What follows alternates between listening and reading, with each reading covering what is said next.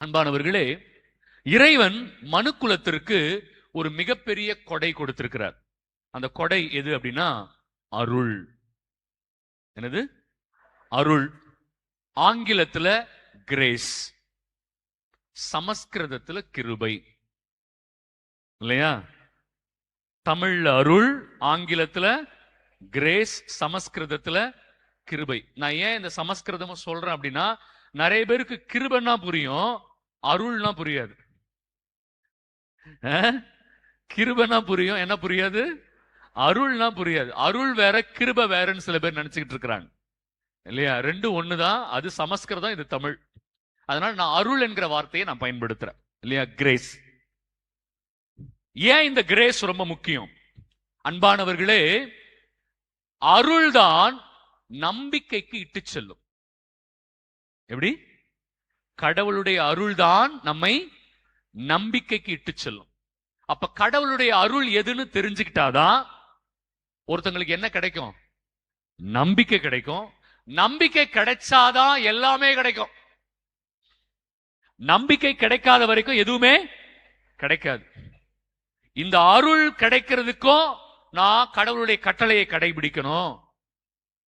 இல்லைங்களா? உங்களுக்கு இப்ப இந்த ப்ராசஸ் புரியுதா? திருவுளத்தை செயல்படுத்தணும். திருவுளத்தை செயல்படுத்தணும்னா நான் பரிசுத்தமா இருக்கணும். நான் பரிசுத்தமா இருக்கணும் அப்படின்னா மகனை அறிந்து கொள்ளணும். மகனை அறிந்து கொள்ளணும்னா கட்டளையை கடைபிடிக்கணும். கட்டளையை கடைபிடிச்சாதான் மகனை அறிந்து கொள்ள முடியும்.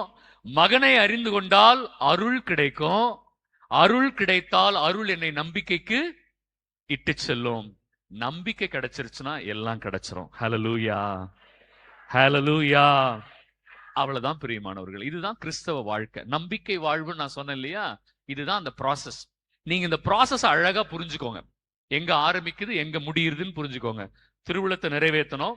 திருவுளம் எது? பரிசுத்தமா இருப்பதுதான் கடவுளுடைய திருவுளம். பரிசுத்தமா இருக்கிறதுக்கு என்ன செய்யணும்? மகனை அறிந்து கொள்ளணும். எக்ஸாம் மாதிரி பாடம் எடுக்கிறேன்ல, என்ன பண்றது? காலேஜ்ல பாடம் எடுத்து பழக்கம் ஆயிடுச்சு எனக்கு. இல்லையா? மகனை அறிந்து கொள்ளணும். மகனை அறிந்து கொள்றதுக்கு என்ன பண்ணணும்? கட்டளையை கடைபிடிக்கணும். கட்டளையை கடைபிடிச்சா கடவுள் நமக்கு என்ன கொடுக்கிறாரு? அருளை கொடுக்கிறார். அந்த அருள் நம்மளை எங்க கூட்டிட்டு போகும்? நம்பிக்கை கூட்டிட்டு போகும். நம்பிக்கை கிடைச்சிருச்சுன்னா என்ன கிடைச்சிரும்? எல்லாமே கிடைக்கும். கைகளை தட்டி நன்றி சொல்லுங்க. எல்லாரும் நல்லா கை தட்டுங்க, நல்லா கை தட்டுங்க.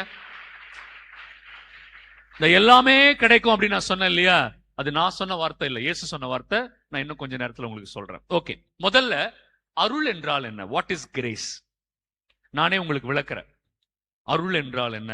எப்பவுமே 2 மார்க் கொஸ்டின்லயே நான் ஆரம்பிப்பேன் இல்லையா? எடுத்த உடனே 5 மார்க் 10 மார்க் கொஸ்டின்ஸ்லாம் நான் போறது இல்ல. எடுத்த உடனே என்ன questions? 2 mark questions. What is grace? அருள் என்றால் என்ன? சரி, ஓகே.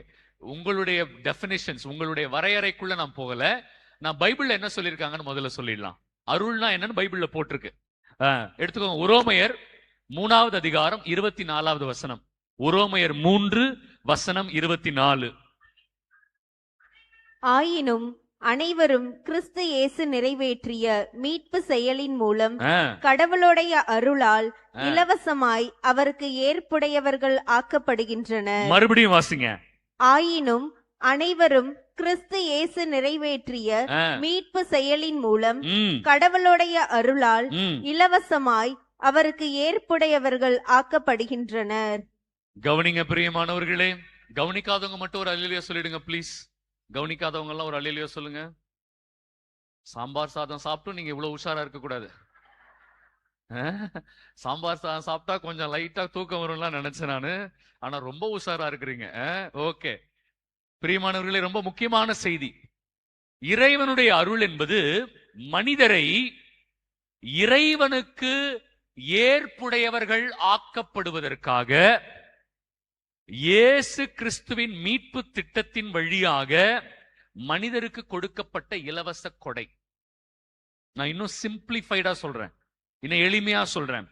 மனிதர் மீட்பு பெறுவதற்காக இறைவன் நமக்கு கொடுத்திருக்கிற இலவச கொடை இல்லையா? இன்னொரு வார்த்தையில சொல்றேன், இறைவனுக்கு உகந்த மக்களாக வாழ்வதற்காக, நல்லா கவனிங்க, இறைவனுக்கு உகந்த மக்களாக வாழ்வதற்காக இறைவனாலேயே நமக்கு கொடுக்கப்பட்ட இலவச கொடைதான் புனித தாமஸ் அக்வினாஸ் ஒரு புனிதர் இருக்கிறார். அவர் இத பத்தி பக்கம் பக்கமா எழுதியிருக்கிறார். அவர் ஆங்கிலத்தில் என்ன சொல்றாருன்னா, it is a free salvific gift of God. It is a free salvific gift of God. இறைவன் மனுஷனுக்கு ஏன் தெரியுமா அந்த இலவச கொடையை கொடுத்திருக்கிறாரு? இதை நம்ம காசு கொடுத்து வாங்கல. அருளை காசு கொடுத்துலாம் நம்ம வாங்கல. இறைவன் இலவசமா கொடுத்திருக்கிறார். எதுக்காகனா, அந்த அருளை பயன்படுத்தி நம்பிக்கையை பெற்றுக்கொண்டு ஒரு மனிதன் இறைவனுக்கு உகந்தவனாய் வாழ்வதற்காக இறைவன் கொடுத்திருக்கிறார். புரிஞ்சுச்சா? சாம்பார் சாப்பிட்டு வந்துட்டு எங்களுக்கு கிளாஸ் எடுத்தா நாங்க என்ன பண்றது இல்லையா? ரொம்ப சிம்பிள். நீங்க ரொம்ப இதை எளிமையா புரிஞ்சுக்கிட்டீங்கன்னா போதும். மனுஷன் கடவுளுக்கு உகந்த ஒரு வாழ்க்கை வாழ்றதுக்காகவே இறைவனே அந்த கொடையை நமக்கு கொடுத்துட்டார் இல்லையா? ஆனா மனுஷன் என்ன பண்றான் தெரியுமா? இந்த கொடையை இழந்து விடுகிறான். மனுஷன் என்ன பண்றான்?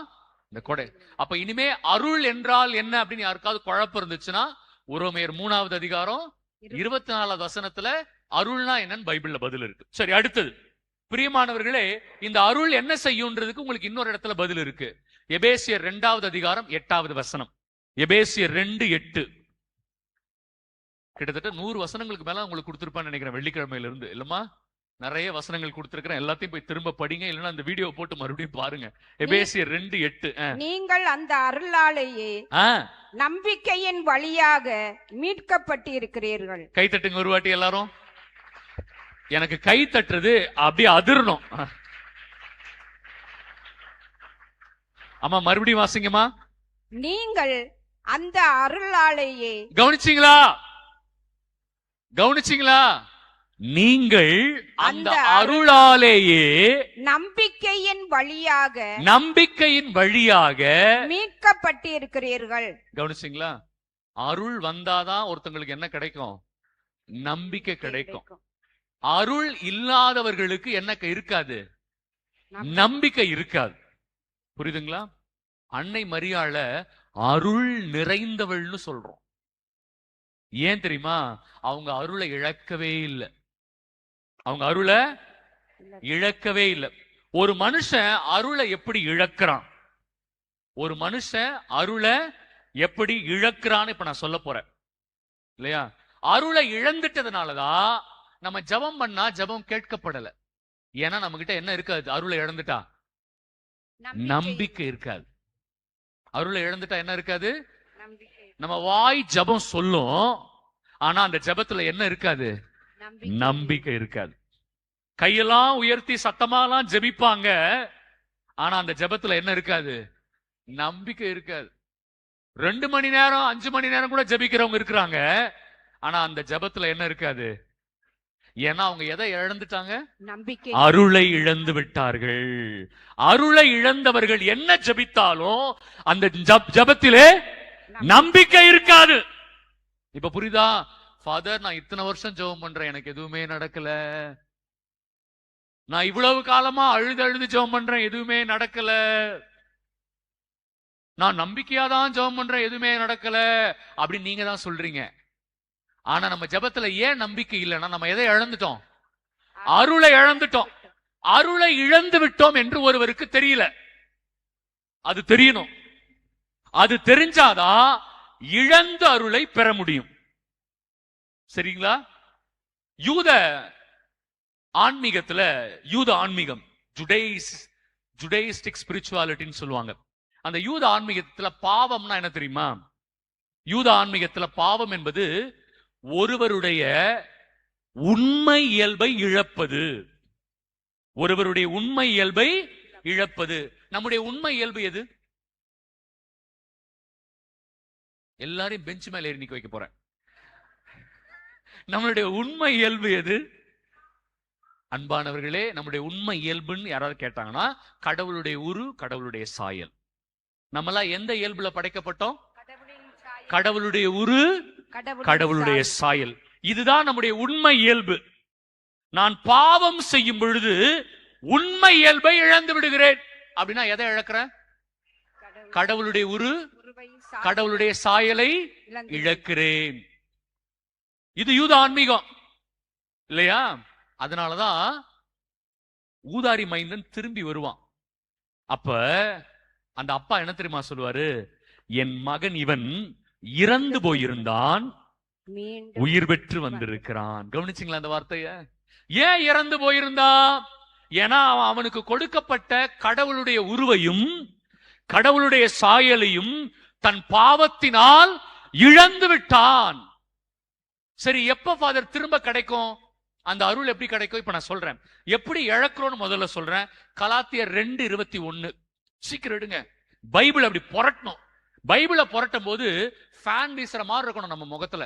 நான் கடவுளின் அருள் பயனற்று போக விட மாட்டேன், ஏனெனில் சட்டம் சார்ந்த செயல்களால் ஒருவர் இறைவனுக்கு ஏற்புடையவர் ஆக கூடுமானால் கிறிஸ்து இறந்தது வீண் என்றாகுமே. நினைக்காதீங்க நான் தான் கஷ்டப்பட்டு அருளை பெற முடியும் நினைக்காதீங்க. அருள் இலவசமா கொடுக்கப்படுவது. ஆனால் அந்த அருள் ஏன் தெரியுமா என்னை விட்டு போச்சு? அதை நான் பயனற்று போக விட்டு விட்டேன். அந்த அருள் எனக்குள் செயல்படாமல் விட்டு விட்டேன். அந்த அருளை நான் நல்ல காரியங்களுக்கு பயன்படுத்தல. புரியுதுங்களா? அந்த அருளை என் பாவத்தின் மூலமாக அது பயனளிக்காமல் போனது. என்கிட்ட இலவசமா கொடுத்துட்டாரு அந்த கிஃப்ட் ஆண்டவர். நான் என்ன பண்றேன்? ஒரு எக்ஸாம்பிளுக்கு சொல்றேன். உங்க கையில 24 கேரட்ல ஓகே ஒரு 10 கோடி மதிப்புள்ள ஒரு டைமண்ட் கொடுக்கிறேன். எல்லாம் பாக்குறாங்க, வந்தே இருக்க மாட்டேன். 10 கோடி டைமண்ட் கையில இருந்துச்சுன்னா நான் இந்த ரெட்ரீட் சென்டருக்கு வந்தே இருக்க மாட்டேன். சில பேர் அப்படி சொல்லுவாங்க இல்லையா? ஓகே, எல்லாரும் கிடையாது. சரி, ஒரு 24 கேரட் எத்தனை கோடி அந்த டைமண்ட்? 10 கோடி. சரியா? உங்ககிட்ட கொடுக்கும் போது அது உங்களுக்கு தெரியும், டைமண்ட் அது 24 கேரட் 10 கோடி மதிப்புன்னு தெரியும். நீங்க அதை பத்திரமா வச்சிருக்கிறீங்க. உங்க பிள்ளைங்களுக்கு சொல்லல, இறக்கிறதுக்கு முன்னாடி அதை அவங்களுக்கு சொத்தா கொடுத்துடலான்னு சொல்லி நீங்க வச்சிருக்கிறீங்க. ஓகேவா? கதை கேட்காதவங்களா அல்லையோ சொல்லுங்க. பயங்கர உஷார் ஃபாதர். என்ன ஃபாதர் நடக்குதுங்க? ஆல்பர்ட் ஃபாதருக்கு உங்களுக்கும் தேங்க்ஸ் ஃபாதர். இல்லையா? பயங்கரமா இருக்காங்க ஃபாதர். இப்படி டியூனா இருப்பாங்க நினைச்சு கூட பார்க்கல ஃபாதர். ஓகே, சூப்பர் இல்ல? ரொம்ப சிம்பிள். 24 கேரட் 10 கோடி அப்பா வச்சிருக்கிறாரு. இறக்குறதுக்கு முன்னாடி பிள்ளைகிட்ட கொடுத்துடலான்னு சொல்லி வச்சிருக்கிறாரு இல்லையா? அது ரொம்ப நாளா பூட்டியே வச்சிருந்தனால அது மேல கொஞ்சம் தூசி படிஞ்சு டைமண்ட சுத்தப்படுத்தல, தூசி படிஞ்சு அது ஒரு கல் மாதிரி தெரியுது பாக்குறதுக்கு. அப்பா அந்த சொத்தை கொடுக்காமையே போயிட்டார், போய் சேர்ந்துட்டார். புள்ள அப்பாவோட பீரோவை திறக்கிறான், எல்லாத்தையும் எடுக்கிறான். அங்க 1000 ரூபாய் இருக்குது, எடுத்து பாக்கெட்டுக்குள்ள வச்சுக்கிறான் இல்லையா? அங்க ஒரு மோதிரம் இருக்கு, எடுத்து பாக்கெட்டுக்குள்ள வச்சுக்கிறான். நீங்க வாங்கி வச்சதெல்லாம் பின்ன யாருக்கோ தான் போகுது இல்லையா? எடுத்து பாக்கெட்டுக்குள்ள வச்சுக்கிறான். இந்த கல் எடுத்து பாக்குறான். பார்த்தா இது அழுக்கா ஒரு மாதிரி கரியடைஞ்சு இருக்கு. தூக்கி போட்டான். ஓகேவா? அதனுடைய மதிப்பு எவ்வளோ? அது எதை தூக்கி உள்ள வச்சது பாக்கெட்ல? பாத்தீங்களா? போச்சா? சோனா முத்தா போச்சா? போச்சா? 10 கோடி. அது மேல என்ன படிஞ்சிருக்கு? அழுக்கு, தூசி இல்லையா? அழுக்கு, தூசி. பிரியமானவர்களே, அருளை இப்படித்தான் இழந்துட்டோம். அருளை இப்படிதான் இழந்துட்டோம். மிகப்பெரிய பொக்கிஷம். நான் கேட்கிறதெல்லாம் கொடுக்கிற ஒரு அருளை இறைவன் எனக்கு கொடுத்தாரு. நான் என்ன பண்ணிட்டேன்? என் பாவத்தினால அது மேல அழுக்கு சேர்ந்து அதனுடைய மதிப்பே தெரியாம போச்சு. யாக்கோபு 1:21 டப்புன்னு எடுங்க பாப்போம். உங்க டப்புல தீய வைக்க டப்புன்னு எடுங்கன்னா இப்பதான் புரட்டுறாங்க. யாக்கோபு 1:21.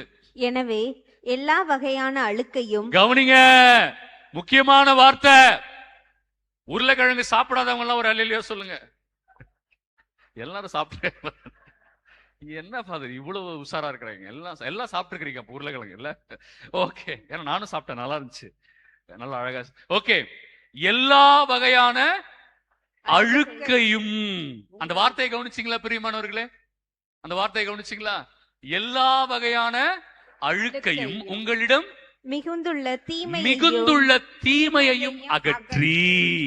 கவனிச்சிங்களா அந்த வார்த்தைய? மறுபடியும் வாசிங்க. எல்லா வகையான அழுக்கையும் உங்களிடம் மிகுந்திருக்கிற தீமையையும் அகற்றுகிற வரைக்கும் அருள் வெளிப்படாது. ஹல்லேலூயா, ஹல்லேலூயா, ஹல்லேலூயா. இல்லையா? அருள் இருக்கு, ஆண்டவர் கொடுத்துட்டாரு. ஆனா அது மேல என்ன சேர்ந்து கிடக்குது இப்போ? அழுக்கு, பாவ அழுக்கு, தீமை என்னும் அழுக்கு, அசுத்தம் என்னும் அழுக்கு, கெட்ட எண்ணங்கள் என்னும் அழுக்கு சேர்ந்து போயிருக்கு. அதனால நமக்கு அதனுடைய மதிப்பு தெரியும். இப்ப யாராவது அருளை பத்தி சொன்னா, அருள் எல்லாம் முடியா, எனக்கு அடுத்த மாசம் 1 லட்சம் ரூபாய் வேணும், அதுக்குண்டான வழியை சொல்லு. நான் சொல்றேன், ஐயா அருளை பத்தி தெரிஞ்சுக்கங்க ஐயா, அருள்லாம் எனக்கு முக்கியம் இல்ல, எனக்கு 1 லட்சம் ரூபாய்க்கு வழியை சொல்லு. நம்ம ஆளுங்க இப்படிதான் இல்லையா? அகக்கண் குருடாக்கப்பட்டு விடுகிறார்கள். அவங்களுக்கு தெரியல, அருள் கிடைச்சிட்டாவே நம்பிக்கை கிடைச்சிரும், நம்பிக்கை கிடைச்சிட்டாவே எல்லாமே கிடைக்கும். பாத்தீங்களா? ஆனா நம்ம மைண்டு அந்த 1000 ரூபாவை தூக்கி பையன் உள்ள வச்சான் பாருங்க, அந்த அளவுக்கு தான் இருக்கு. நமக்கு இப்ப என்ன கிடைக்கும், இப்ப என்ன, அதெல்லாம் யோசிக்கிறோம். ஆனா வாழ்க்கை அதை விட பெருசு இல்லையா? இன்னைக்கு 1 லட்சம் ரூபாய் கிடைச்ச உடனே நீங்க சும்மா இருந்துருவீங்களா? மறுபடியும் அடுத்த 1 லட்சம் ரூபாய்க்கு போராடுவோம் இல்லையா? அப்ப ஆண்டவர் தெரிஞ்சுதான் வச்சிருக்கிறாரு, எல்லாமே கொடுக்க தயாரா இருக்கிறாரு. ஆனா முதல்ல மகனே மகளே, எல்லா வகையான அழுக்கையும் உனக்குள் பெருகி இருக்கிற தீமையையும் முதலில் அகற்று. அப்பொழுது உங்கள் உள்ளத்தில் ஊன்றப்பட்ட வார்த்தையை பணிவோடு ஏற்றுக்கொள்ளுங்கள். வார்த்தையை ஏற்றுக்கொள்ளுங்கள், அப்போது அதுவே உங்களை மீட்க வல்லது. கைகளை தட்டி ஆண்டவருக்கு நன்றி சொல்லுங்க. இந்த வசனத்தெல்லாம் மறக்க கூடாது. யாக்கோபு 1:21 எல்லாம் மறக்கவே கூடாது. வாழ்ற வாழ்க்கை முழுவதும் இந்த வசனத்தை மறக்க கூடாது. அப்ப என் அருள் மேல என்ன இருக்கு? அழுக்கு இருக்கு. அது ஏற்கனவே கொடுத்துட்டார் ஆண்டவர், நமக்கு ஃப்ரீயா கொடுத்துட்டாரு, நம்ம கிட்ட இருக்கு. நம்ம தான் அதை இழக்கிறோம். ஆனா அன்னை மரியாளுக்கு அது தெரிஞ்சதுனால அவங்க என்ன பண்ணல, அவங்க அதை இழக்கவே இல்லை அவங்க, இல்லையா? அன்பானவர்களே, அருள் என்பது 3 வகைப்படும். அதை 3 பார்வையில பார்க்கலாம், அல்லது அருளை 3 கோணங்களில் புரிந்து கொள்ளலாம்னு சொல்லலாம். நம்ம கத்தோலிக்க திருச்சபை நமக்கு சொல்லி கொடுத்திருக்கிறாங்க. நம்பர் 1, அருள் என்பது முதலில் அது மீட்கும் அருள். என்ன அருள்? மீட்கும் அருள், காக்கும் அருள், என காப்பாற்றுற அருள். அது எத்தனை பேரு ஆபத்துல இருந்து காப்பாற்றப்படணும்னு வேண்டி இருக்கிறீங்க? எத்தனை பேரு நோய்கள்ல இருந்து காப்பாற்றப்படணும்னு வேண்டி இருக்கிறீங்க? அருள் வேணும். அருள் இல்லாம காப்பாற்றப்பட முடியாது, இல்லையா? அது காக்கும் அருள், அதுக்கு பேரு. அது எங்க இருக்கு ஃபாதர்? தீத்து 2வது அதிகாரம் 11வது வசனம். டைட்டஸ் தீத்து 2:11. அவங்கள பார்த்து வேற நான் அழுத்தி வேற சொல்றேன். அப்புறம் என்ன சொல்லிடுவானா, உன் தமிழ் சரியில்லைன்றுவாங்க. தீத்து 2:11. ஏனெனில் மனிதர் அனைவருக்கும் மீட்பராம் கடவுளின் அருள் வெளிப்பட்டுள்ளது. எல்லாருக்கும். யாருக்கெல்லாம் கொடுத்திருக்கிறார் ஆண்டவர்? கிறிஸ்டியன்ஸ்க்கு மட்டும் கொடுத்திருக்கிறாரா? மனிதர் அனைவருக்கும் கொடுக்கப்பட்டிருக்கிறது, இல்லையா? இது காக்கும் அருள், எல்லாருக்கும் ஆண்டவர் கொடுத்துட்டார். அடுத்ததை என்ன சொல்லுவாங்கன்னா, புனிதப்படுத்தும் அருள். நல்லா கவனிங்க. ஏன் அந்தகார சக்திகள் வேலை செய்யுது? ஏன் சாத்தான் நம்மளை துன்புறுத்துறான்? ஏன் குடும்பத்துக்குள்ள சாத்தான் சில பிரச்சனைகளை கொண்டு வரான் அப்படின்னா, அங்க புனிதப்படுத்துகிற அருள் வேலை செய்யல. எது வேலை செய்யல? புனிதப்படுத்துகிற அருள் வேலை செய்யல. இந்த வசனத்தை அப்படியே தொடர்ந்து வாசிங்க. தீத்து 2வது அதிகாரத்தை 11வது வசனத்தை தொடர்ந்து வாசிங்க. நாம் இறைப்பற்றின்மையையும் உலகு சார்ந்த தீய நாட்டங்கள். நல்லா கவனிங்க, நல்லா கவனிங்க. கவனிக்கிறவங்க எல்லாம் ஒரு அல்லேலூயா சொல்லுங்க. மாத்தி பார்த்தேன் ஃபார்முலாவை, சொல்லிட்டாங்க இல்லையா? உங்க ஃபாதர் ரசிக்கிறாரு, பரவாயில்ல, அவருக்கு பெருமையா இருக்கு, எங்க மக்கள் சூப்பரா இருக்கிறாங்கன்னு ரொம்ப பெருமை அமல்ராஜ் ஃபாதருக்கு. அவருக்கு ஒரு கை தட்டிடுவோம்.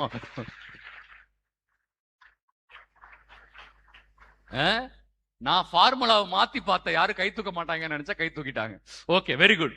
சோ நாம் இறை பற்றின்மையையும் அப்புறமா உலகு சார்ந்த தீய நாட்டங்களையும் மறுத்து கட்டுப்பாட்டுடனும் நேர்மையுடனும் இறைப்பற்றுடனும் இம்மையில் வாழ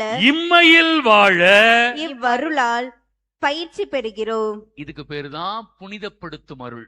ஏன்னா அந்த அருள் என்ன பண்ணுதுன்னா தெய்வ பயம் இல்லாம இருக்கிறவங்களுக்கு தெய்வ பயம் கொடுக்குது. தீய நாட்டங்கள், இந்த உலகு சார்ந்த ஆசைகள் இருக்கிறவங்களுக்கு சுய கட்டுப்பாடை கொடுக்கிறது. புரியுதுங்களா? இல்லையா? இன்னைக்கு நிறைய பேருக்கு என்ன இல்லைன்னா தெய்வ பயம் இல்லை. நம்ம கிறிஸ்டியனா இருப்போம், சர்ச்சுக்கு போவோம், ஆனா என்ன இருக்காதுன்னா தெய்வ பயம் இருக்காது. என்ன ஃபாதர் சொல்றீங்க? சர்ச்சுக்கு போவாங்க ஆனா தெய்வ பயம் இருக்காதா? ஆமா, சர்ச்சுக்கு போவாங்க, கெட்ட வார்த்தை பேசுவாங்க. இல்லையா? கெட்ட வார்த்தை ஆண்டவருக்கு பிரியம் இல்லாதது. எபேசியர் 4:29. எபேசியர் 4:29. உங்க வாயிலிருந்து தீய வார்த்தை எதுவும் வரக்கூடாது. அது பரிசுத்தாவிக்கு விரோதமான வார்த்தை. ஆனா கெட்ட வார்த்தை பேசுவாங்க, ஆனா அவங்க சர்ச்சுக்கு போவாங்க. இல்லையா? அடுத்தவங்க அழிஞ்சு போகணும்னு வயிறார நினைப்பாங்க, மனசார நினைப்பாங்க. அடுத்தவங்க நல்லா இருந்தா இவங்களுக்கு பிடிக்காது. யாராவது நல்லா இருந்தாங்கன்னா இவங்களுக்கு பிடிக்காது. இல்லையா? Stomach will be burning. வயிறு எரியும். சாதாரணமா கெரோசின் ஊத்திலாம் எரியாது, பெட்ரோல் ஊத்தி எரியும். அப்படியே கப கப கப கப கப கப.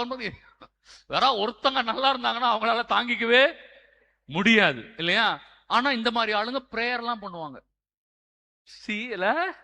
ஆச்சரியமா இருக்குல்ல நமக்கு. பொறாமப்பட்டுக்கிட்டு ஜபம் வேற. இதுல எங்க பொறாமப்படுறீங்க? எப்படிங்க ஜெபிக்க முடியும்? அதெல்லாம் என்கிட்ட ஆவியானவர் இருக்கிறாரு. ஏமா அது பேய்மா, அங்க இருக்கிறது பேய், ஆவியானவர் இல்ல. ஏன்னா ஆவியானவர் இருந்தாருன்னா நீங்க என்ன பண்ண மாட்டீங்க? பொறாமப்பட மாட்டீங்க. இல்லைங்களா? ஆவியானவர் இருந்தா அங்க என்ன வராது? பொறாம வராது, சொற்பூசலே வராது. ஆவியானவர் இருந்தா வார்த்தை அளவுல கூட சண்டை வராது. ஆவியானவர் இருந்தா. சாத்தா இருந்தாதான் சொற்பூசலே வரும். புரியுதுங்களா? பிரிவினை எண்ணம் பங்குல பார்க்கலாம், அன்பியத்துல எல்லாம் பார்க்கலாம். இல்லையா? ஒரு அன்பியத்துல 10 குடும்பம் இருந்தா 20 குரூப் இருக்கும். ஒரு அன்பியத்துல 10 குடும்பத்துல எத்தனை குரூப் இருக்கும்? 20 குரூப் இருக்கும். எப்படி ஃபாதர்? 10 குடும்பம்னா 10 குரூப் தானே ஃபாதர்? இல்ல 2 குரூப்.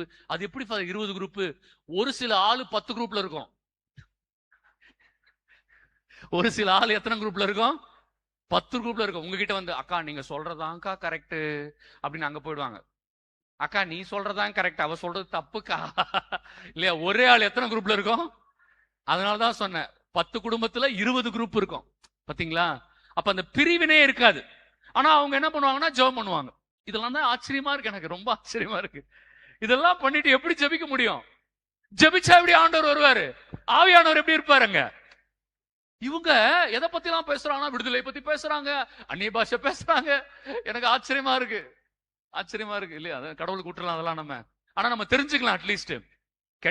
எங்கம்மா அந்த வசனம் எங்கம்மா போச்சு? தீத்து 2:12 எங்கம்மா போச்சு? நாம் இறை பற்றின்மையையும் உலகு சார்ந்த தீய நாட்டங்களையும் மறுத்து கட்டுப்பாடுடனும் நேர்மையுடனும் இறைப்பற்றுடனும், தெய்வ நம்பிக்கை இல்லையா, இறைப்பற்றுடனும் இம்மையில் வாழ, இந்த உலகத்தில் வாழ்வதற்கு கடவுள் கொடுக்கிற அருளால் தான் பயிற்சி பெறுகிறோம். யாருக்கிட்டலாம் கடவுளுடைய அருள் இல்லையோ அவங்க கிட்ட சுய கட்டுப்பாடு இருக்காது. அவங்களால வாயை கண்ட்ரோல் பண்ண முடியாது.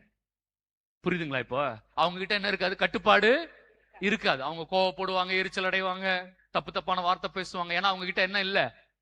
சுய கட்டுப்பாடு இல்ல. இல்லையா?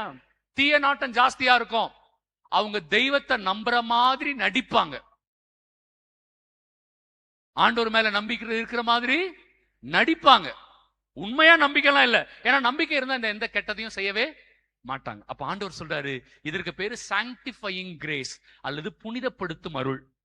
11வது வசனத்துல சொன்னது காக்கும் அருள், எல்லாருக்கும் கொடுக்கப்பட்டாச்சு. 2வது என்னது? இந்த அருள் இன்னொரு டைமென்ஷன். அதோட என்னது? நம்மை புனிதப்படுத்தும், வழிநடத்தும் அருள். அடுத்தது 3வது வகை வந்து வழிநடத்தும் அருள். அதுக்கு இங்கிலீஷ்ல சஸ்டெய்னிங் கிரேஸ்ன்னு சொல்லுவாங்க. என்ன grace? Sustaining grace. Grace can be seen in 3 perspectives. அருளை 3 விதமாக பார்க்கலாம். ஒன்று காக்கும் அருளாகவும், புனிதப்படுத்தும் அருளாகவும், வழிநடத்தும் அருளாகவும் இருக்கும் இல்லையா? இந்த அருள் 3 விதமா என்னில் செயல்படுகிறது. கடவுள் கொடுக்கிற அருள் என்னில் 3 விதமாய் செயல்படுகிறது.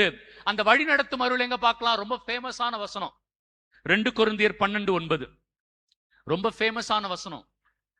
எஸ்மா, 2 கொரிந்தியர் 12:9. ஆனால் அவர் என்னிடம், என் அருள் உனக்கு போதும். யாருக்கு போதும்? எனக்கு போதும். யாருக்கு போதும்? தூங்குறவங்க எல்லாம் இல்லையா சொல்லுங்க. ஒரு அம்மா மாட்டிக்கிச்சு ஃபாதர். ஒரு அம்மா மாட்டிக்கிட்டாங்க ஃபாதர். அந்த அம்மா பேர் கூட எனக்கு தெரியும், ஆனா சொல்ல மாட்டேன்.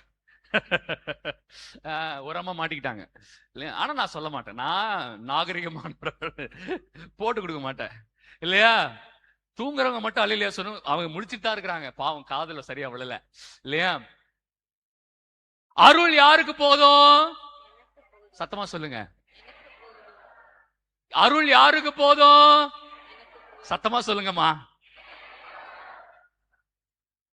10 லட்சம் ரூபாய் போதுமா? அருள் வேணுமா?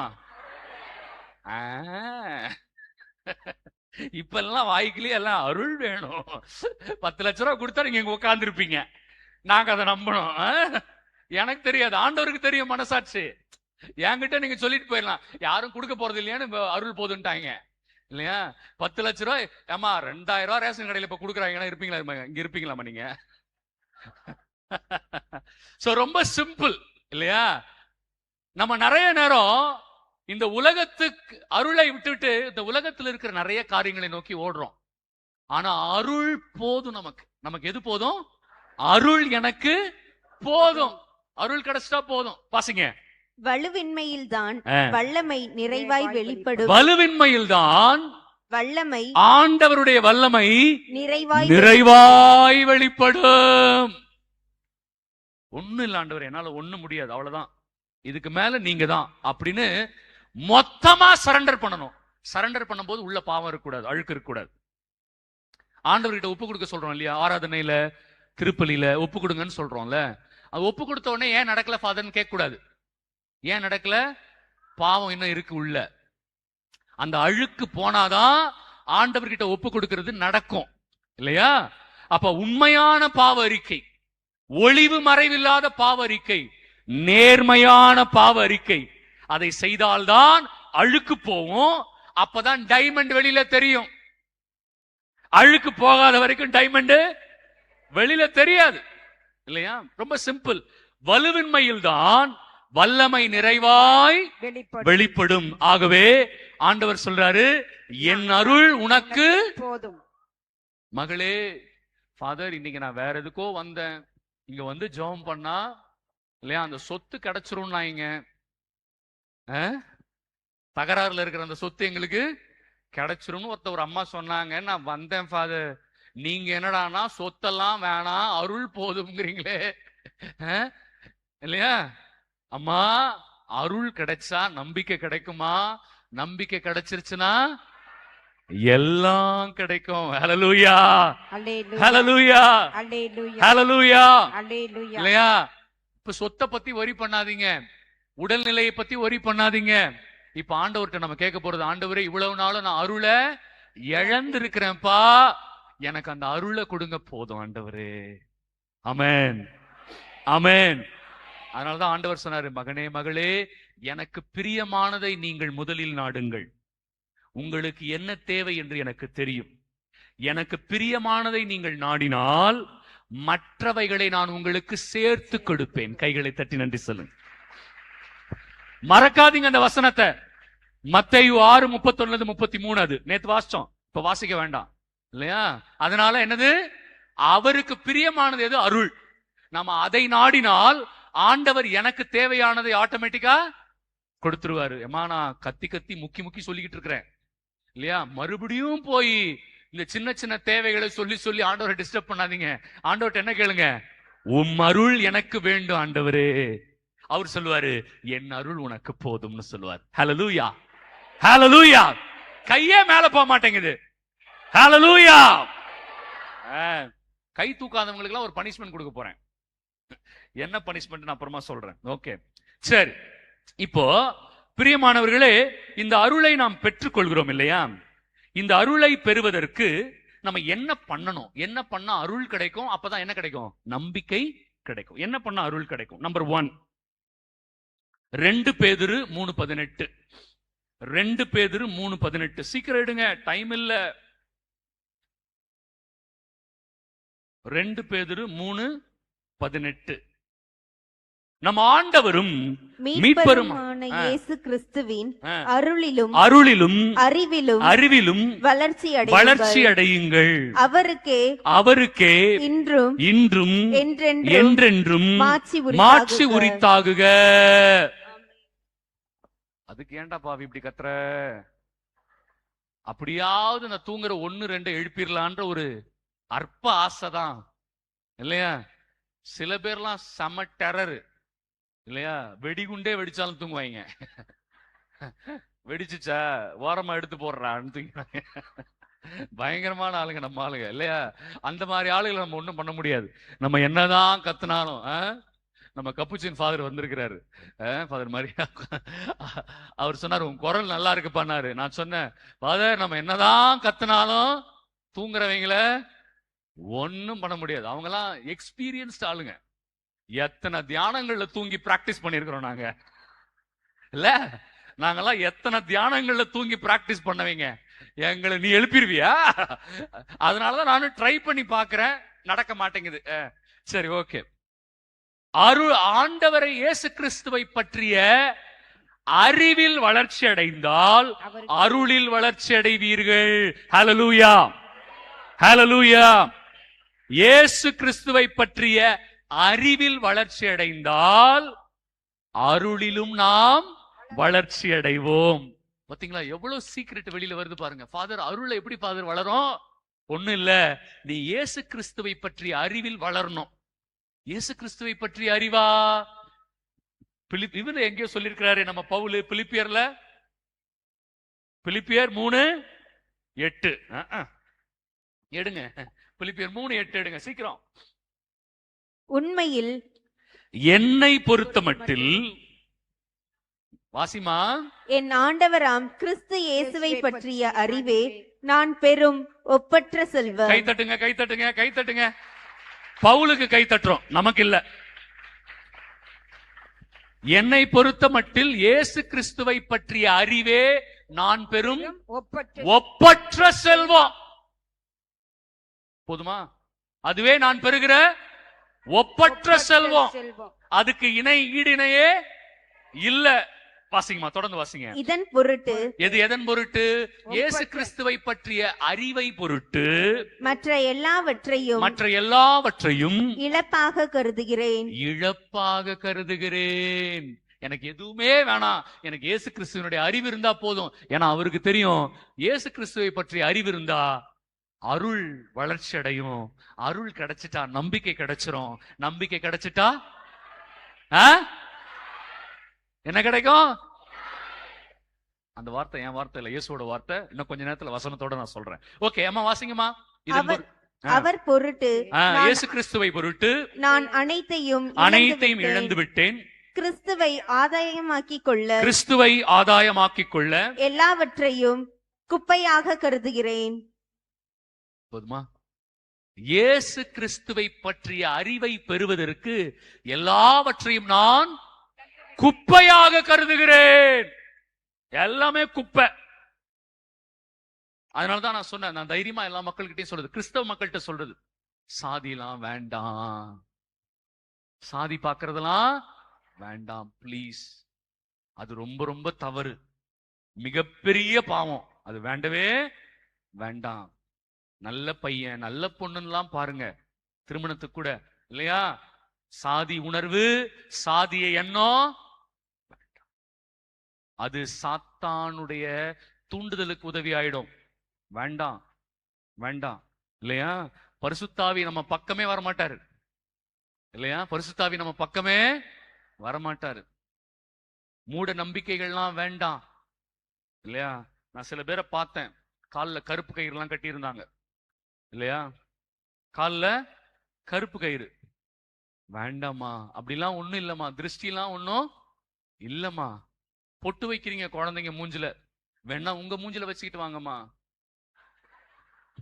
இல்லையா? குழந்தைங்க மூஞ்சில, அழகான அந்த குழந்தைங்க மூஞ்சில வைக்காதீங்கம்மா, பொட்டாமா உங்க குழந்தைய காப்பாத்தும்.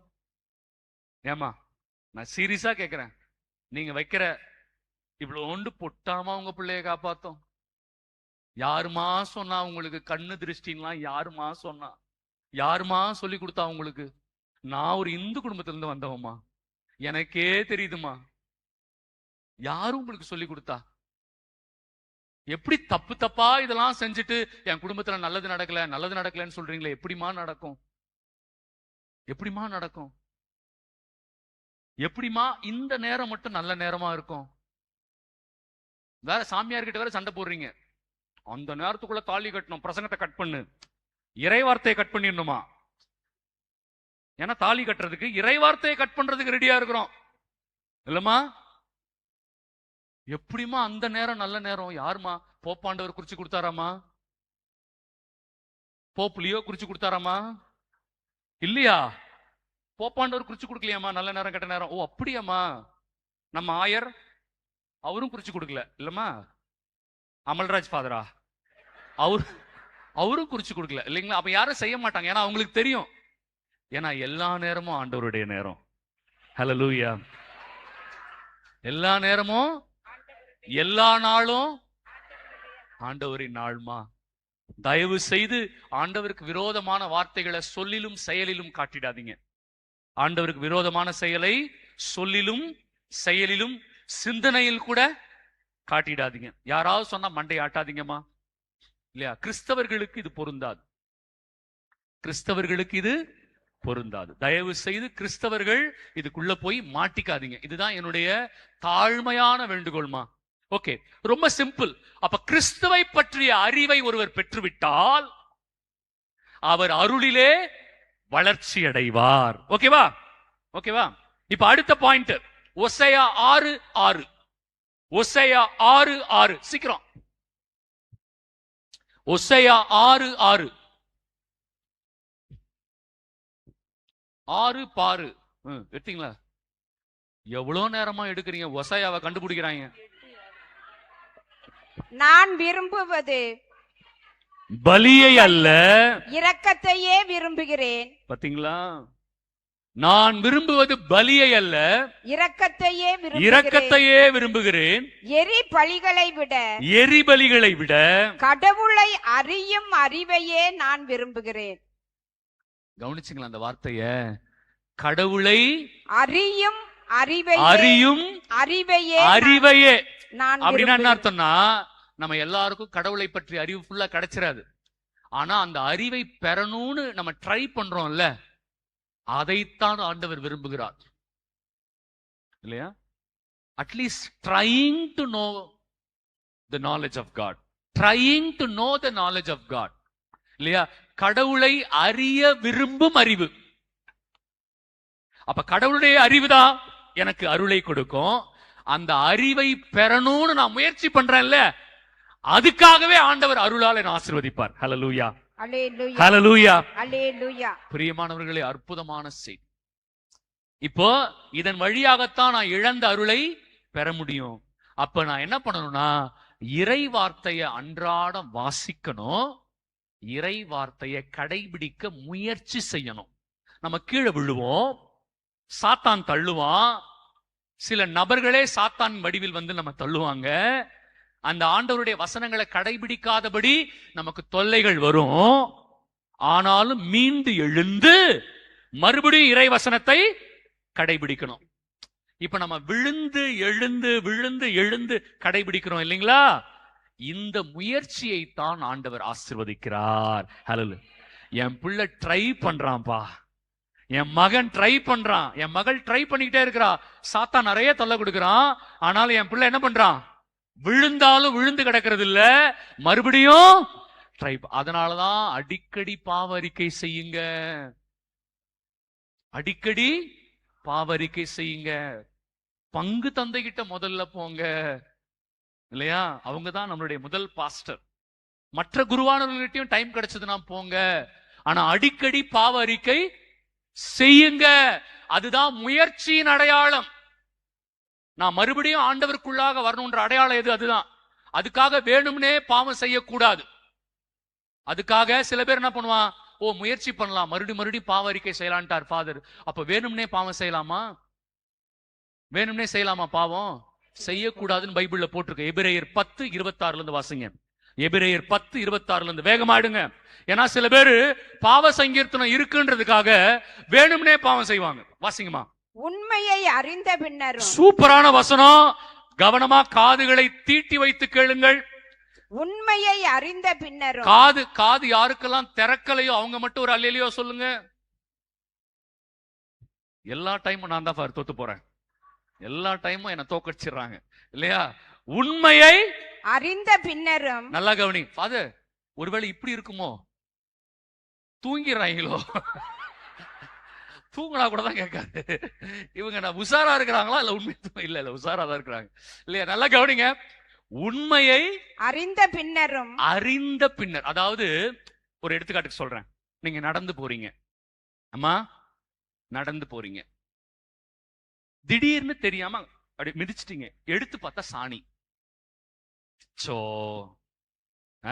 சாணிய தெரியாம மிதிச்சிட்டீங்க.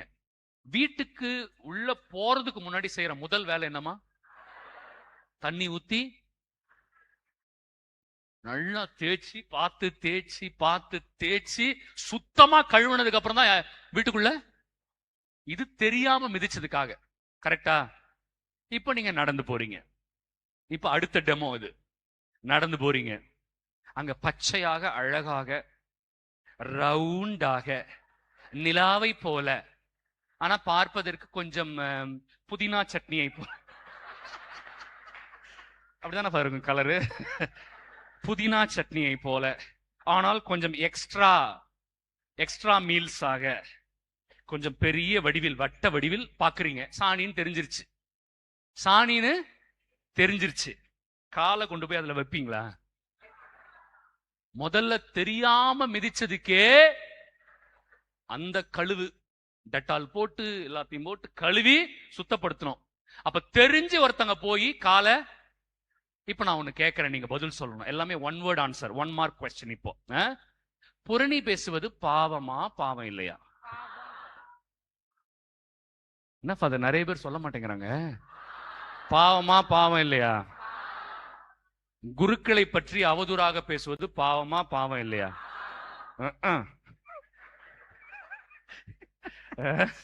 அப்படியா? சரி. சாதி பார்ப்பது பாவமா பாவம் இல்லையா? திருஷ்டி போட்டு வைப்பது பாவமா பாவம் இல்லையா? சில பேருக்கு வாய் வரல ஃபாதர், கோணகிச்சு வாய் வர மாட்டேங்குது, அது மட்டும். பாவமா பாவம் இல்லையா? ஃபாதர் எனக்கு புரணி பேசுறதுன்னா பாவம்னே எனக்கு தெரியாது, என்ன அப்பாவியா வளர்த்துட்டாங்க ஃபாதர். யாராவது சொல்லுங்க பாப்போம். அப்படி யாராவது சொல்லுங்க பாப்போம். அப்ப எல்லாருக்குமே பாவம்னு தெரியும். தெரிஞ்சதுக்கு அப்புறம் தான் என்ன பண்றோம்? வேணும்னே செய்யறோம் இல்லையா? அப்ப இந்த வேணும்னே செய்யற ஆளுங்க இருக்காங்க பாத்தீங்களா, அவங்களுக்காக தான் இந்த வசனம். தெரியாம பாவம் செஞ்சுட்டு ஆண்டவரே, அவங்களுக்கு இந்த வசனம் இல்ல. இந்த வசனம் யாருக்கு அப்படின்னா, பாவம்னு தெரிஞ்சதுக்கு அப்புறம் வேணும்னு செய்யறாங்கல்ல, அவங்களுக்கு தான் இந்த வசனம். எபிரேயர் 10:26 வாசிங்க. உண்மையை அறிந்த பின்னரும் வேண்டுமென்றே நாம் பாவத்தில் நிலைத்து இருந்தால். Wow, super. இனி இந்த ஆள் எங்க இருந்தா வசனத்தை பிடிக்கிறானே தெரியலையே. இந்த வசனம் எல்லாம் பைபிள்ல தான் இருக்கா? இங்கதான் இருக்கு இல்லையா? வாசிங்க. உண்மையை அறிந்த பின்னர் ஒருவன் வேண்டுமென்றே நாம் பாவத்தில் நிலைத்திருந்தால் இனி நமக்கு வேறு எந்த பாவம் போக்கு பழியும் இராது. வாவ், கை தட்டிக்கோங்க ஒரு வாட்டி. நமக்குதான் இது, நமக்குதான் இல்லையா?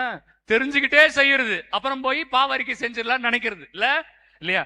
வசனம் முடியல, தொடர்ந்து வாசிங்க. மாறாக அச்சத்தோடு. நல்லா கவனிங்க. வேணும்னே பாவம் செய்யறாங்க இல்லையா, அவங்களுக்காக ஆண்டவர் என்ன வச்சிருக்கிறாருன்னு பைபிள்ல போட்டிருக்கு. வேணும்னே பாவம் செய்யறவங்களுக்காக வாசிங்கம்மா. மாறாக அச்சத்தோடு நாம் எதிர்பார்த்திருக்கும் தீர்ப்பு பகைவர்களை சுட்டரிக்கும் கடவுளது சீற்றமுமே எஞ்சியிருக்கும். அந்த மாதிரி ஆளுங்களுக்கு என்ன காத்துக்கிட்டு இருக்கு? கடவுளுடைய கடவுளுடைய சீற்றம். சீற்றம் மட்டுமே காத்திருக்கிறது இல்லையா? வசனம் என்ன முடியல, தொடர்ந்து வாசிங்க. மோசேயின் சட்டத்தை புறக்கணித்தவர் இரக்கம் பெறாமல் 2 அல்லது 3 சாட்சிகளின் வாக்கு மூலத்தின்படி சாக வேண்டியிருந்தது. அதுபோல அப்படி என்றால் கடவுளுடைய மகனையே காலால் நல்லா மிதித்தவர். கவனிங்க, யார் இவங்க தெரியுமா? கடவுளுடைய மகனை காலால மிதிக்கிறவங்க. இது எழுதப்பட்டது எபிரேயர் புத்தகத்துல இல்லையா? இது எழுதினது எல்லா கிறிஸ்தவர்களுக்காக எழுதியிருக்கிறாங்க. யார் இவங்கன்னா, யாரெல்லாம் வேணும்னே பாவம் செய்யறாங்களோ அவங்க எப்படிப்பட்டவங்க? கடவுளுடைய மகனையே காலால் மிதிக்கிறவங்க. தம்மை தூய்மைப்படுத்திய உடன்படிக்கையின் இரத்தத்தையே தீட்டு என கருதியவர். யாரு இவங்க? வேணும்னே பாவம் செய்யறவங்க. வாசிங்க. அருள் தரும் ஆவியாரை பழித்தவர், ஆவியாரையே பழித்தவர் எத்துணை கொடிய தண்டனை பெற வேண்டியவர் என்பதை எண்ணி பாருங்கள். நான் உங்களுக்கே விட்டுறேன், உங்க ரிஃப்ளெக்ஷனுக்கு விட்டுறேன். இந்த வேணும்னே பாவம் செஞ்சுட்டு என்னமோ தெரியாம செஞ்ச மாதிரி போய் பாவ அறிக்கை செய்வது. பாவ அறிக்கைனா தெரியாம செஞ்சுட்டேன், பண்ணிட்டேன், மறுபடியும் அந்த பாவத்துல விழாததற்கு முயற்சி செய்யணும்ல, அதுதான் பெனன்ஸ், பரிகாரம். எதுக்கு ஃபாதர் பரிகாரம் கொடுக்கிறாரு? மறுபடியும் நம்ம செஞ்ச பாவத்துல விழாம இருக்கிறது. நான் முயற்சி பண்ணியும் விழுந்தேன், அது வேற விஷயம். ஆனா எந்த முயற்சியும் பண்ணாம மறுபடியும் வேணும்னே போய் செய்யறாங்க பாத்தீங்களா, அவங்களுக்கு தான் இந்த வசனம். புரியுதா? அதனாலதான் சொல்றேன், தயவு செய்து கடவுளுடைய அருளை நம்ம இழந்துட்டு, நம்பிக்கை இழந்துட்டு, எத்தனை ஆயிரம் ரெட்ரீட்டுக்கு போய் ஆண்டவரே எனக்கு இதை கொடு அதை கொடுன்னு கேட்டாலும் கிடைக்கவே கிடைக்காது. புரியுதா? அப்ப கடைசியா ஆண்டவருடைய அருளும் ஆசீர்வாதத்தையும் எப்படி பெற வேண்டும் என்றால், இந்த அருள் நமக்கு கிடைச்சிட்டாவே நமக்கு என்ன கிடைக்கும்னா நம்பிக்கை கிடைக்கும். என்ன கிடைக்கும்? நம்பிக்கை. இப்ப நம்ம மக்களுக்கு ஒரு சின்ன குழப்பம், எது நம்பிக்கைனே தெரியல. நம்ம மக்களுக்கு என்ன குழப்பம்? எல்லாத்தையுமே நம்பிக்கைன்னு சொல்றாங்க. பிரியமானவர்களே, பக்தி வேற, நம்பிக்கை வேற. பக்தி வேற, நம்பிக்கை வேற. ஃபார் எக்ஸாம்பிள், நான் மொட்டை அடிப்பேன், அது பக்தி இல்லையா? அது பக்தி. நான் நடந்து போவேன், பக்தி. நான் டெய்லியும் போய் ஒரு மாலை வாங்கி போடுவேன் சுரூபத்துக்கு, பக்தி இல்லையா? நான் மாலை வாங்கி போடுவேன், பக்தி. நான் ஒரு மெழுகுவத்தி வைப்பேன், பக்தி. யாருமா அது? நம்பிக்கை. என்னது? பக்தி இல்லையா? அது பக்தி. அது என்னது? பக்தி. இப்ப நான் உங்களுக்கு பக்திக்கும் நம்பிக்கைக்கும் வித்தியாசம் தர நீங்க புரிஞ்சுப்பீங்க. பக்தி என்பது நான் இறைவனுக்கு செய்ய விரும்புவது. நான் இறைவனுக்கு செய்ய விரும்புவதை செய்வது பக்தி.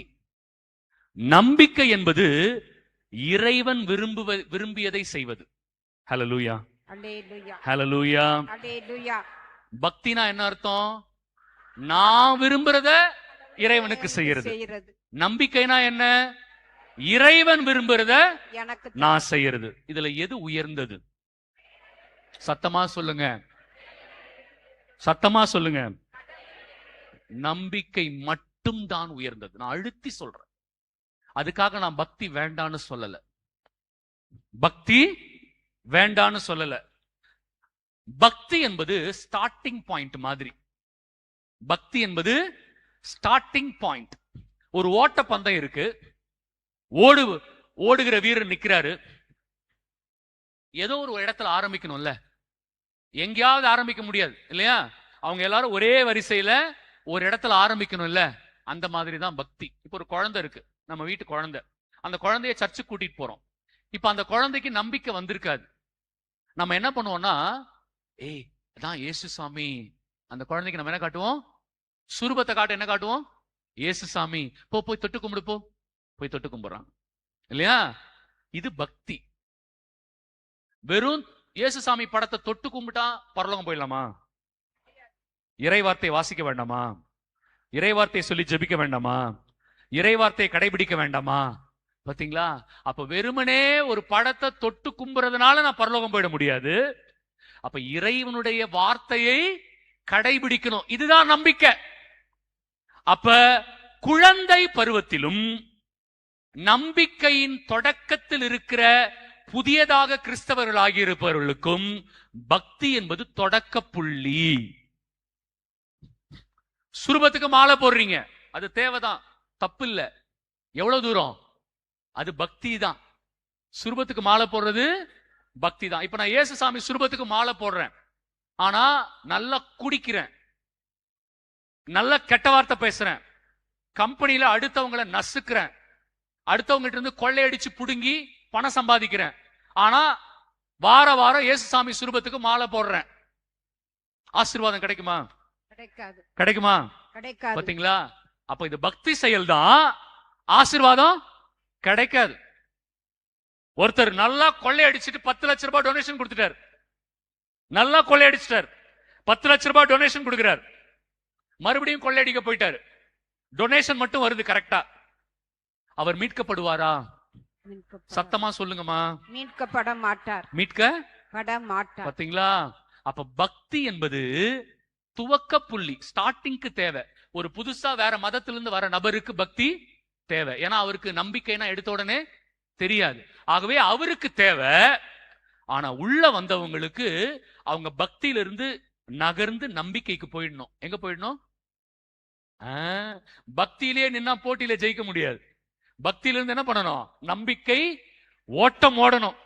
இந்த வார்த்தையை சொன்னது யார் தெரியுமா? பக்தி வேற நம்பிக்கை வேறுன்னு அருள்மணி ஃபாதர் இல்ல, பவுல். யாரு? பவுல்.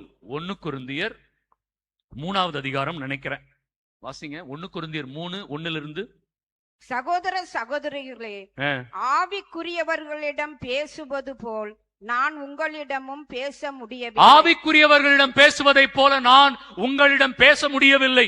மாறாக நீங்கள் ஊன் இயல்பு கொண்டவர்கள் எனவும் கிறிஸ்துவோடு உள்ள உறவில் குழந்தைகள் எனவும் எண்ணி பேசுகிறேன். வளர்ந்தவங்க கிட்ட பேசுற மாதிரியே என்னால பேச முடியல, குழந்தைங்க கிட்ட பேசுற மாதிரியே இருக்கு. ஒரு ஸ்கூல் டீச்சர் இருக்கிறாங்கம்மா, ஒரு ஸ்கூல் டீச்சர். இப்போ அவங்க எல்கேஜி குழந்தைங்களுக்கு கிளாஸ் எடுக்கிறாங்க. எந்த ஸ்டாண்டர்ட்? எல்கேஜி, லோவர் கிண்டர் கார்டனுக்கு கிளாஸ் எடுக்கிறாங்க. அங்க போய் ஸ்ட்ரைட்டா வெறப்பா நின்னுகிட்டு, dear children, today I am going to talk to you about quantum physics. Quantum physics says, இப்படி எல்லாம் எல்கேஜி குழந்தை கிளாஸ் எடுத்தா என்ன ஆகும்? அது பார்க்கும் சுத்தி குத்தி, பக்கத்துல சொல்லும், நம்ம டீச்சருக்கு பைத்தியம் பிடிச்சிச்சுடி இல்லையா? ஏன்னா எல்கேஜி குழந்தைகிட்ட போய் நீ அப்படி பேசினா அதுங்களுக்கு எதுவுமே புரியாது. இப்போ +2 குழந்தைங்க, அதுங்க கிட்ட போயிட்டு, today I am going to talk to you about quantum physics, எல்லாரும் தலையை ஆட்டி ஆட்டி சொல்லுங்க. யாருக்கு? +2 குழந்தைங்கிட்ட. அவன் என்ன பண்ணுவான்? நம்மள அதே மென்டல் மாதிரி தான் நம்மளை பார்ப்பான் இல்லையா? குழந்தைகிட்ட குழந்தை மாதிரி பேசணும், வளர்ந்த பிள்ளைங்க கிட்ட அப்படிதான் நம்ம பேசுறோம், நமக்கு தெரியுது அது. அப்ப பக்தி நம்பிக்கையும் வேற வேற. பக்தியில இருக்கிறவங்க கிட்ட போய் நம்பிக்கையை பத்தி சொன்னா புரிய மாட்டேங்குது இல்லையா? நிறைய நேரம் அந்த குழப்பம்தான். சில பேர் அதுவே நம்பிக்கைன்னு நினைக்கிறான். நேரா நடந்து போய் மாதா கோயில்ல கொடியேத்துற கொடியை பார்த்துட்டா போதும் அவனுக்கு. கொடியை பார்த்துட்டேன். கொடி பார்த்துட்டு வர வழியிலேயே காரைக்கால்ல ஒரு ஸ்டாப்பு,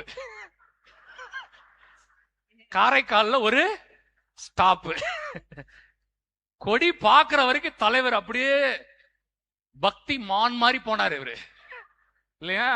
கொடிய பார்த்துட்டாரு, கொடிய பார்த்துட்டேன், எங்க அம்மா கொடிய நான் பார்த்துட்டேன் அப்படின்ட்டு வர வழியில காரைக்கால்ல ஒரு ஸ்டாப் போட்ட உடனே எல்லாருக்கும் புரிஞ்சிருச்சு. காரைக்கால் ஸ்டாப்னாவே புரிஞ்சிருச்சு நம்ம ஆளுங்களுக்கு இல்லையா? அப்பா 40 நாள் தவ காலத்துல நாக்கு செத்து போச்சுடா அப்படின்னு சும்மா லைட்டா ஒரு சின்னதா ஒரு ஃபுல்லு வாங்கி நல்லா விட்டுட்டு வராரு வீட்டுக்கு இல்லையா?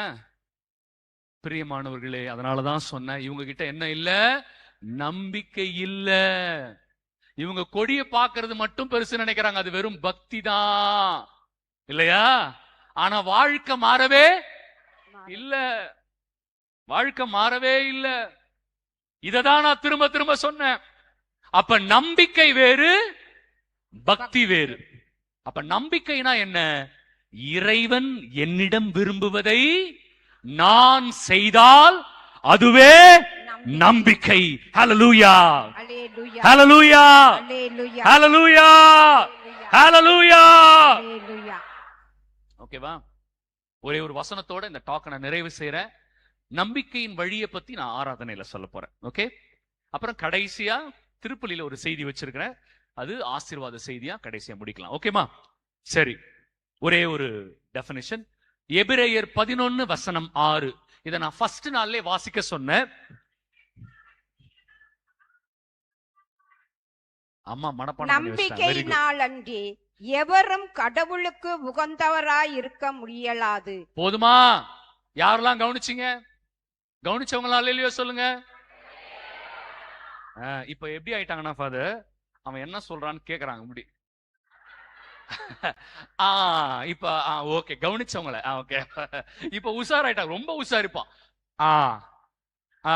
கை ஓகே, அப்படி ஆயிட்டீங்க. வெரி குட்மா. இல்லையா? நம்பிக்கையினால் அன்றி எவரும் கடவுளுக்கு உகந்தவராய் இருக்க இயலாது. ஏனெனில் கடவுளுக்கு வேணாமா? போதுமா? கடவுளுக்கு உகந்தவரா இருக்கணும் அப்படின்னா நம்ம கிட்ட என்ன இருக்கணும்? நம்பிக்கை நம்பிக்கை இருக்கணும். பக்தி இருந்தா பத்தாது, பக்தி தேவை. ஆனா அது வெறும் ஸ்டார்டிங் பாயிண்ட் தான். நம்பிக்கை தான் நம்மை மீட்கும், நம்பிக்கை தான் நம்மை காப்பாற்றும். ஹல்லேலூயா, அல்லேலூயா, ஹல்லேலூயா, அல்லேலூயா, ஹல்லேலூயா. அல்லேலூயா. அதனாலதான் இயேசு கேக்குறாரு சீடர்களை பார்த்து, உங்கள் நம்பிக்கை எங்கே? என்ன கேட்டாரு சீடர்களை பார்த்து? உங்கள் நம்பிக்கை, உங்கள் பக்தி எங்கேன்னு கேட்கல. நம்ம ஆளுக பக்தர்களாக இருக்க ஆசைப்படுகிறோம், நம்பிக்கையாளர்களாக இருப்பதற்கு தயங்குகிறோம். ஏனென்றால் பக்தர்களாக இருப்பது எளிது. எப்படி? பக்தர்களாக இருப்பது எளிது. மொட்டை போட்டால் போதும், ஏனென்றால் மறுபடியும் முளைத்து விடும், மறுபடியும் முளைத்து. அதனால மொட்டை போடுறது ஈஸி. கரெக்டுங்களா? காவி உடை அணிவது ஈஸி. ஏன்? அனைத்து 150 பட்டு புடவைகளையும் பீரோவில் பூட்டி வைத்துவிட்டு, எத்தனைமா? 150 பட்டு புடவைகளையும் பீரோவில் பூட்டி வைத்துவிட்டு காவி புடவை அணிவது எளிது. 150 பட்டு புடவையில் 50 எடுத்து கொடுப்பது தானே கஷ்டம் இல்ல? அதுதான் நம்பிக்கை. 150 புடவையில எடுத்து 50 எடுத்து கொடுக்கறதா நம்பிக்கை. 150ஐயும் பூட்டிட்டு காவி புடவையிலே சுத்துறது. நான் தவக்காலம் ஆனா கலர் சாரியே கட்ட மாட்டேன். அது ஈஸி. பக்தி ஈஸி. மாலை போடுவது எளிது. ஏனென்றால் வெறும் 40 நாள் தானே, 41வது நாள் தான் ஃபுல் விடலாமே இல்லையா? அதனால பக்தி எளிது. கரெக்டா? கொடி பார்ப்பது எளிது. ஏனென்றால் காரைக்காலில் ஒரு ஸ்டாப் போடலாம் இல்லையா? அது எளிது. ஆனா நம்பிக்கை ரொம்ப கஷ்டம். அதனாலதான் நிறைய பேரு பக்தர்களாகவே இருந்துட்டு போயிடலாம்னு நினைக்கிறாங்க. ஆனா பக்தர்களா இருந்தா பரலோகம் போக முடியாது. நம்பிக்கையாளர்களாக மாறினாதான் பரலோகம் போக முடியும் இல்லையா? அன்னை மரியாள் கிட்ட போறோம், அவங்க மேல உள்ள பக்தியில அவங்க சொல்றாங்க, இயேசு சொல்வதை செய்யுங்கள். அவங்க கிட்ட போனா அம்மா என்ன சொல்றாங்க அவங்கள பார்த்து? என்கிட்ட வந்துட்ட, வெரி குட். ஆனா நான் என்ன சொல்றேன் தெரியுமா? அவர் சொல்றதை செய். பாத்தீங்களா? கை தட்டுங்க அம்மா. மரியம்மாளுக்கு ஒரு கை தட்டுங்க எல்லாரும். நல்லா மாதாமா, நீங்க என்ன மாதாமாவை பேச சொல்லி உங்க ஃபாதர் சொல்லல. நான் 4 நாள் 5 நாள் பேசுவேன், பேசிக்கிட்டே இருப்பேன். அவ்வளவு எனக்கு ரொம்ப பிடிக்கும் இல்லையா? அது வேற தலைப்புன்றதுனால நான் உள்ளே போல. பிரியமானவர்களே, அம்மா கிட்ட போனோம். ஆனா அம்மா சொன்னாங்க, டேய் என்கிட்ட வந்துட்ட, வெரி குட், நீ உண்மையாவே என் பிள்ளையா இருந்தா அவர் சொல்றதை செய். பாத்தீங்களா? அம்மா நம்மள என்ன கேட்டாங்க? எனக்கு மெழுகுவத்தி வச்சடா, வெரி குட், அவர் சொல்றத செய். ஏம்மா நான் உங்களுக்கு ஒரு 1000 ரூபாய்க்கு புடவை வாங்கிட்டு வந்தம்மா, வையி, அது எனக்கு கட்டிக்கிறதுக்காக இல்ல, ஏழைங்களுக்கு கொடுக்கறதுக்காக தான் கொண்டு வர சொன்னேன், என்கிட்ட வச்சிரத. அப்புறமா அதை ஃபாதருங்க ஏழைங்களுக்கு கொடுத்துருவாங்க. நீ அவர் சொல்வதை செய். புடவை வாங்கி கொடுக்குற வரைக்கும் எளிதா இருக்குது, ஆனா அவர் சொல்றதை செய்யறத கஷ்டமா இருக்கு. பாத்தீங்களா? பிசினஸ்ல பெரிய வளர்ச்சி வந்துருச்சு. அம்மா இந்தாங்கம்மா, ஒரு 10 பவுன்ல உங்களுக்கு ஒரு நெக்லஸ் வாங்கிட்டு வந்திருக்கம்மா. அம்மா சொல்லுவாங்க, டேய் பரலோகத்தில் இல்லாத நெக்லஸாடா, வா அது வேணும், எடுத்துன்னு வா அதை, வா அந்த 10 நெக்லஸை கொடு. ஏன்னா நிறைய ஏழைங்களுக்கு ஃபாதருங்க செய்வாங்க இல்லையா? எனக்கு கொடுக்குறேன்னா தான் நீ கொடுக்குற, இல்லைன்னா கொடுக்க மாட்டேங்கிற. அதனால மாதா கொடுக்கறத கொண்டு வந்து கொடு. அம்மா வாங்கி ஃபாதர்கிட்ட கொடுத்து ஏழைங்களுக்கு கொடுன்னு சொல்லிடுவாங்க. ஆனா மறுபடியும் அம்மா என்ன சொல்லுவாங்க?